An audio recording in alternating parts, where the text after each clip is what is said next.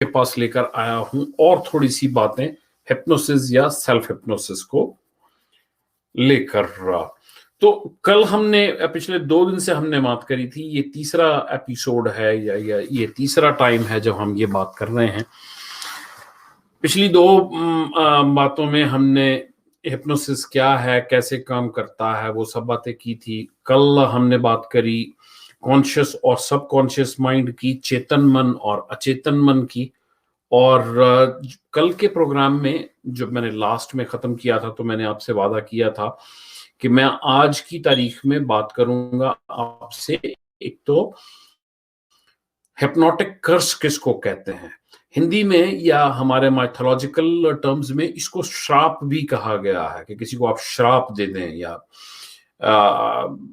Clinical भाषा में इसको हिप्नोटिक कर्स कहते हैं। और हिप्नोटिक सजेशंस कैसे काम करती हैं, कैसी कौन सी ऐसी सजेशंस होती हैं आम लाइफ के अंदर जो आप जिससे इंसान से वो बात मनवा सकते हैं जो आप बात मनवाना चाहते हैं। तो पहले हम बात करेंगे हिप्नोटिक कर्स की, या जैसे मैंने बताया कि जो पुरानी जो कहानियां हैं या जो पुराने जो हैं उसमें एक शब्द आता है कि फला ने फला को श्राप दे दिया, जैसे गांधारी ने जो है वो कृष्ण को श्राप दे दिया। या कई बार क्या होता है कि he cursed me, I have a curse on me, कि ऐसे हो जाएगा। श्राप किसको कहते हैं, कर्स किसको कहते हैं, हिप्नोटिक श्राप किसको कहते हैं। एक डे टू डे का एक एग्जांपल लेके चलते हैं। एक घर है और एक बच्चा जो है वो मान लीजिए 5th स्टैंडर्ड में पढ़ता है या 6th स्टैंडर्ड में पढ़ता है या 7th स्टैंडर्ड में पढ़ता है। हम कनाडा या यूएस की बात नहीं कर रहे हैं, हम एक आम घर की, इंडिया पाकिस्तान की बात कर रहे हैं, या आज से 50 साल पहले जैसे होता था। बच्चा अपना रिपोर्ट कार्ड लेकर आया है घर में और उस रिपोर्ट कार्ड में वो फेल है। अब वो अपने फादर के पास डरते हुए जा रहा है क्योंकि उसको अपने फादर से साइन तो करवाना ही है ना, तो रिपोर्ट कार्ड साइन करवाने के लिए लाया है। अब उसके जो फादर जो हैं वो जब रिपोर्ट कार्ड देखते हैं तो उनको गुस्सा आ जाता है। तो गुस्सा आना तो जायज है। अब वो गुस्से में क्या करते हैं, गुस्से में अपना आपा खो देते हैं, अपना कंट्रोल। देखिए, जो एंगर है वो नेचुरल है। एंगर जो है, एंगर के साथ कोई बुरी चीज नहीं है। एंगर एक नेचुरल इमोशन है या एक्सप्रेशन है। लेकिन जो चीज एंगर में को फॉलो करती है, जैसे एंगर के बाद अगर वायलेंस फॉलो करती है तो वो चीज ठीक नहीं है। तो पिता ने क्या किया कि पिता ने रिपोर्ट कार्ड देखी, उनको गुस्सा आया, और उनको गुस्सा जब आया तो उन्होंने खींच के चांटा मार दिया।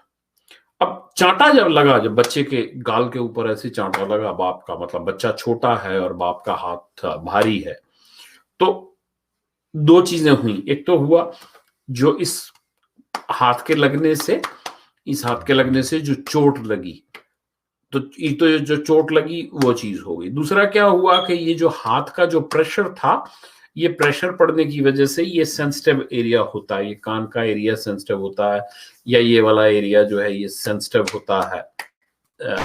ये तो इससे क्या हुआ कि इससे दिमाग जो है वो थोड़ी देर के लिए नंब हो जाता है, दिमाग को रिकवर करने में थोड़ा सा टाइम लग जाता है। तो 2 चीज होगी। तीसरी चीज क्या हुई कि इमोशनली या मेंटली जो बच्चा है वो शॉक में चला गया।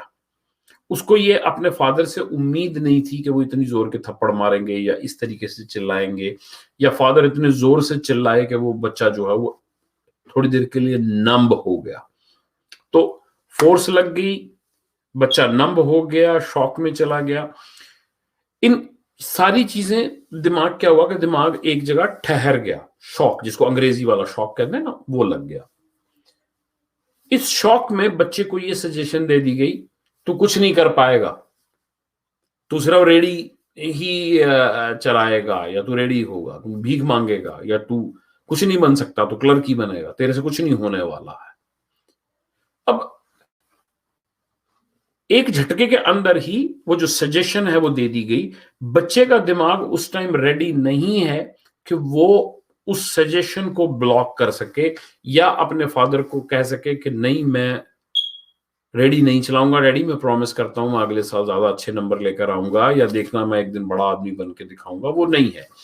तो कॉन्शियस माइंड उस सजेशन को ब्लॉक नहीं कर सकता, इसलिए वो जो सजेशन फादर ने दी कि तू कामयाब नहीं होगा, वो जंप करके सीधा सबकॉन्शियस माइंड में चली गई। हमने क्रिटिकल माइंड को बाईपास कर दिया। जो क्लिनिकल भाषा है हमारी, जो है हिप्नोसिस की जो भाषा है, वो क्या है कि हमने क्रिटिकल माइंड को बाईपास कर दिया और हम सीधे सबकॉन्शियस में पहुंच गए। तो वो चीज जो है वो सबकॉन्शियस में एनग्रेव हो गई, है ना। तो वो फिर एक जिंदगी का एक सच बन गया। अब ये बच्चा जब बड़ा होगा, आगे जब बड़ा होगा, तो ये अपने कैरियर में स्ट्रगल करेगा। इसलिए नहीं कि उसकी किस्मत खराब है, इसलिए नहीं कि उसका शनिचर भारी है, इसलिए नहीं कि उसका बृहस्पति जो है वो नीच का है या उसका शत्रु जगह के ऊपर बैठा है, इसलिए कि उसको जो एक हिप्नोटिक सजेशन दी गई थी वो उसके माइंड को ब्लॉक कर रही है। अब एक ऐसे बच्चे की सोचते हैं जिसके साथ ज्यादातर ये होता है, या बार बार ये होता है, या रिपीटेडली ये होता है। तो जिस बच्चे के साथ बार बार ये होगा या रिपीटेडली होगा, वो जिंदगी में आगे जाकर उतना ही स्ट्रगल करेगा। एक और एग्जांपल लेते हैं। एक घर में खाना बन रहा है, खाना वाइफ ने हस्बैंड को खाना दिया, हस्बैंड ने जो है वो थाली फेंक दी, तुमको खाना बनाना नहीं आता, तुमसे कुछ नहीं होगा, तुम्हारे को कुछ नहीं आता। धीरे धीरे धीरे धीरे किया क्या गया कि पहले शॉक दिया गया, कुछ ऐसी बात कही गई या कुछ ऐसा एक्ट किया गया जिससे जो सामने वाला इंसान है वो शॉक में चला गया, और फिर उसके इमीडिएटली बाद सजेशन दे दी गई कि तुम्हारे से कुछ नहीं होने वाला है। अब वो जो लेडी है वो स्ट्रगल कर रही है अपने दिमाग में या अपनी जिंदगी के अंदर, और वो उस चीज से बाहर नहीं निकल पा रही। एक आइडियल सिचुएशन क्या थी? आइडियल सिचुएशन ये थी कि अगर हम जैसे पहले वाले एग्जांपल में लें, बच्चे के एग्जांपल में लें, तो बच्चे को जैसे फादर ने कहा था कि तू कुछ नहीं बन पाएगा, तो उसको इमीडिएटली ये जवाब देना चाहिए था कि नहीं पापा, मैं आपको कुछ बन के दिखाऊंगा, इस साल मैं रह गया तो क्या हुआ। तो क्रिटिकल माइंड ने उसी टाइम आंसर दे दिया, कॉन्शियस माइंड ने उसी टाइम आंसर दे दिया, तो वो जो सजेशन थी वो सबकॉन्शियस माइंड तक नहीं जाएगी। दूसरे वाले एग्जांपल में जहां पे हम वाइफ की बात कर रहे थे, अगर जैसे हस्बैंड अगर वाइफ को ये कहता है कि तुम्हारे से कुछ नहीं होने वाला या कुछ भी नहीं होने वाला, और आगे से अगर वाइफ ये जवाब दे देती है कि अगर तुम मेरे साथ हो तो देखना मैं क्या क्या करके दिखाऊंगी, मुझे सिर्फ तुम्हारी सपोर्ट चाहिए, मुझे सिर्फ तुम्हारा मोटिवेशन चाहिए। हो क्या रहा है कि जिसको सजेशन दी जा रही है वो ना कर रहा है, वो ऑब्जेक्ट कर रहा है, वो एक्सेप्ट नहीं कर रहा। अगर आप चुप रह जाते हैं, अगर आप उस बात को एक्सेप्ट कर लेते हैं, तो फिर वो चीज आपकी जिंदगी का सच हो जाता है। इसमें सवाल ये उठता है कि क्या अगर जैसे किसी ने गुस्से में कहा है तो दूसरा जना आगे से अगर जवाब देगा तो वो तो झगड़े वाली बात है ना। जो जिसने कहा है उसने तो कहा ही है, वो तो गुस्से में है, लेकिन जो जिसने जवाब देकर आगे से बात और बिगाड़ ली। तो जरूरी नहीं है कि आपने जो दूसरे ने जवाब दिया उसने बहस करने के लिए जवाब देना है। हस्बैंड ने कहा तुम्हारे से कुछ नहीं होने वाला, वाइफ ने आगे से हंस कर कह दिया जानू तुम अगर मेरे साथ हो ना तो देखो मैं क्या क्या करके दिखाऊंगी तुम्हें, तुम देखना मैं तुम्हारे साथ क्या कर, तुम्हारी सपोर्ट चाहिए बस, तुम ही मेरी इंस्पिरेशन हो, तुम ही मेरा मोटिवेशन हो, थोड़ा सा तुम मोटिवेट करो, फिर देखो मैं क्या से क्या बनती हूँ, तुम्हारे को मैं दिखाऊंगी। पर चिंता ना करो, मैं तुम्हारी वाइफ हूं, तुम्हें डिसअपॉइंट नहीं होने दूंगी, मैं तुम्हें सक्सेसफुल होके दिखाऊंगी। ये कोई भी इंसान, यहां बात इस बात की नहीं है कि बच्चा है या बीवी है या आदमी है। जब भी आपको कोई ऐसी सजेशन दी जाती है जो नेगेटिव है, आपने उसी टाइम उस सजेशन को ब्लॉक करना है। ब्लॉक कैसे करना है? उसको नेगेट करके, उसको उसमें ना डालकर, मौका देखकर और रिश्ता देखकर तरीका ढूंढा जा सकता है कि ना कैसे करनी है, लेकिन ना करनी बहुत जरूरी है। और वो जो ना करनी है वो आप अगली सुबह नहीं कर सकते हैं या 2 घंटे के बाद नहीं कर सकते हैं।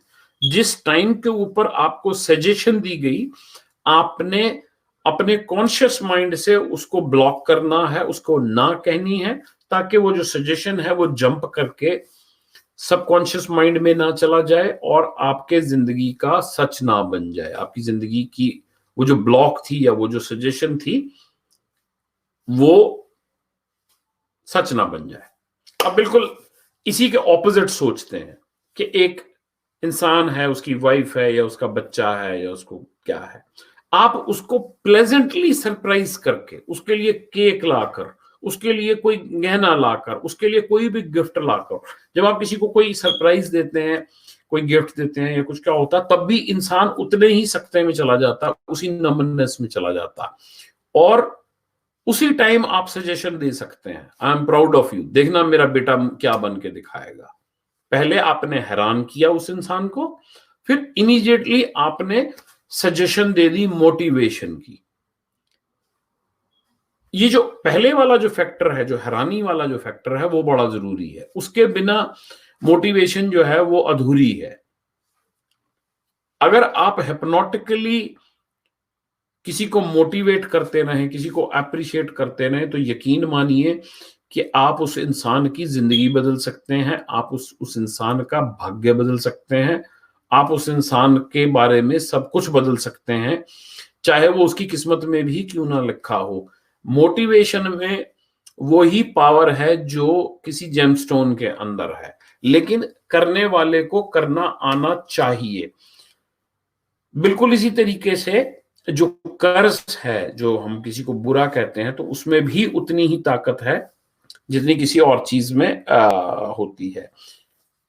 अगर आप इस कला में निपुण हो जाएं, अगर आप इस चीज में एक्सेल कर जाएं कि किसको कैसे आपने मोटिवेट करना है, और ये प्रैक्टिस की बात है और ये थोड़ी सी अंडरस्टैंडिंग की बात है। हम आगे आने वाले एपिसोड्स में भी इसके बारे में बात करेंगे कि कैसे किसी को मोटिवेट किया जा सकता है सक्सेस के लिए। खासकर माँ बाप जो हैं वो अपने बच्चों को, और हस्बैंड्स जो हैं वो अपनी वाइफ्स को, और वाइफ्स जो हैं वो अपने हस्बैंड को कैसे डे टू डे लाइफ में हिप्नोटाइज करके सजेशन दे सकती हैं और उनका माइंडसेट आप चेंज कर सकते हैं।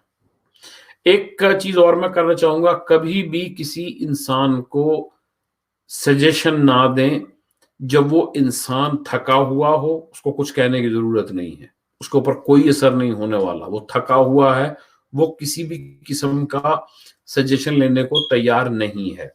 दूसरी बात, आप कभी भी किसी इंसान को कोई सजेशन ना दें या सलाह ना दें जब वो हारा हुआ हो, जब वो किसी किसी ऐसी चीज से आया जब उसमें बिल्कुल हिम्मत नहीं है, उसकी हिम्मत टूट चुकी है, उस टाइम उसको आप लाख सलाह देते रहे। जैसे कोई इंसान डिप्रेस्ड है, आप उसको लाख अकल दे लें तो वो डिप्रेशन से बाहर नहीं आ सकता। तीसरी चीज जो है, जब कोई इंसान गुस्से में होता है उस टाइम उसको कोई भी सलाह मत दें। तो सलाह देने का अच्छा टाइम क्या है? जब इंसान अच्छे मूड में हो। आपने किसी से कोई बात करनी है, उसको ड्राइव पे ले जाएं, उसके मनपसंद की आइसक्रीम खिलाएं या कुछ भी खिलाएं, वो टाइम एक अच्छा टाइम होता है।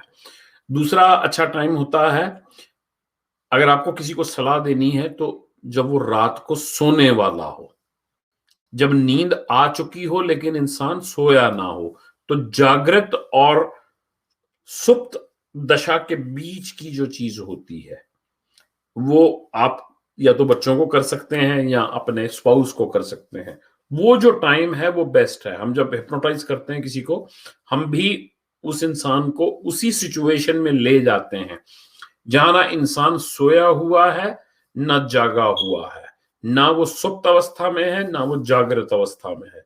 तो बिल्कुल उस पोजीशन में ले जाकर उसको सजेशन दी जाती है। क्यों दी जाती है?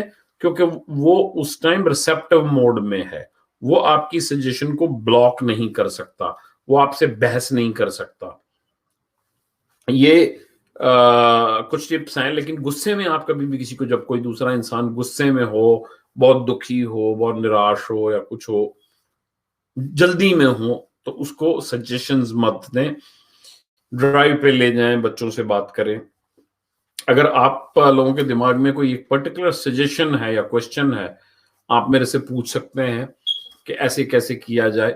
बच्चे जैसे बहुत सारे माँ बाप कहते हैं कि जी बच्चे कहना नहीं मानते हैं या ऐसे वैसे है बात है, तो उन बच्चों को कैसे हैंडल करा जाए ये भी मैं सजेस्ट कर सकता हूँ। कुछ चीजें जनरल होती हैं जो बताई जा सकती हैं, कुछ केस स्पेसिफिक भी होती हैं। तो अगर आप एक अपने बच्चे से एक कोई पर्टिकुलर खास किस्म का चैलेंज फील कर रहे हैं, मुझे बताएं, मैं डेफिनेटली आपकी हेल्प कर सकता हूं और ये बता सकता हूं कि आप इसको कैसे हैंडल करें। हिप्नोसिस का जो यूज है वो डे टू डे लाइफ में बहुत अच्छा होता है और बहुत यूजफुल होता है। कल हम हिप्नोटिक सजेशंस के बारे में और बात करेंगे कि और कैसी सजेशंस कैसी सजेशन दी जा सकती हैं। जैसे सिगरेट अगर पीता है कोई तो उसको क्या सजेशन दी जा सकती है सॉरी, शराब अगर कोई पीता है तो क्या सजेशन दी जा सकती है, पर्टिकुलर केसेस में क्या हो सकता है, बात करेंगे। कल फिर मिलेंगे 5 बजे, तब तक के लिए थैंक यू।